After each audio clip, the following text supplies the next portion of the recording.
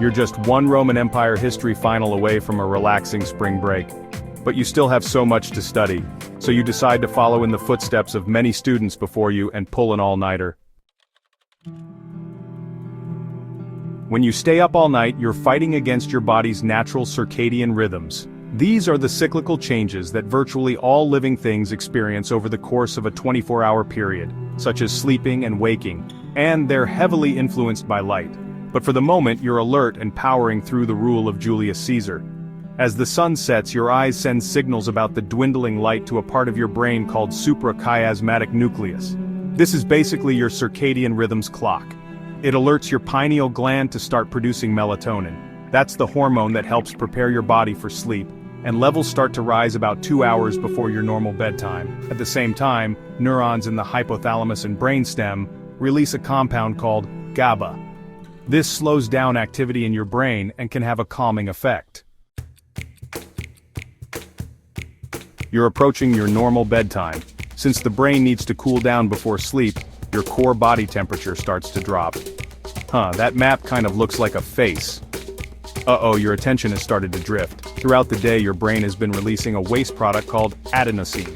The more adenosine latching onto receptors in your brain, the more tired and inattentive you become. Time for a cup of coffee. Caffeine blocks adenosine from binding to receptors, which can give you a boost of energy. However, it might also make you jittery and increase your anxiety. You're acing these flashcards. Right now, these dates and names are being stored in an area of the brain called the hippocampus. Normally, when you go to sleep, memories like these are consolidated and slotted into long-term storage in your brain's neocortex.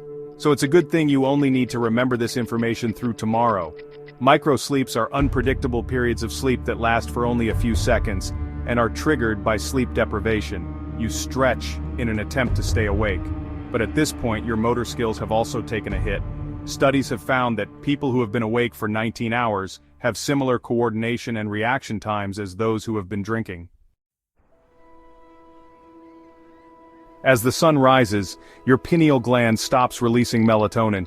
You feel a second wind come on, and despite everything, you leave for school in a really good mood.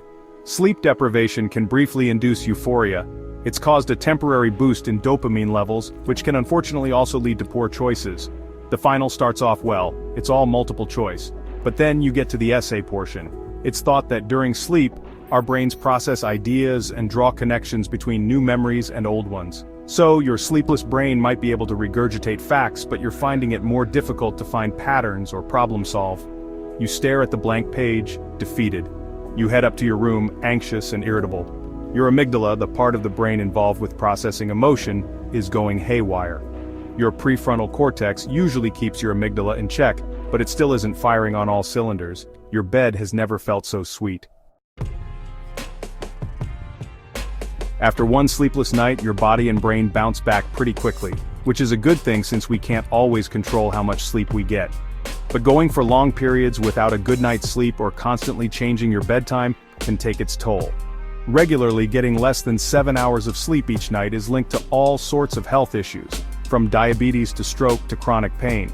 It also leaves you more vulnerable to developing mental health issues like depression. Your sleep schedule can even affect your grades. Studies have shown that college students who keep regular sleep hours have, on average, a higher GPA than students who don't. So the next time you're thinking of pulling an all-nighter, remember that Rome wasn't built in a day, or for that matter one night.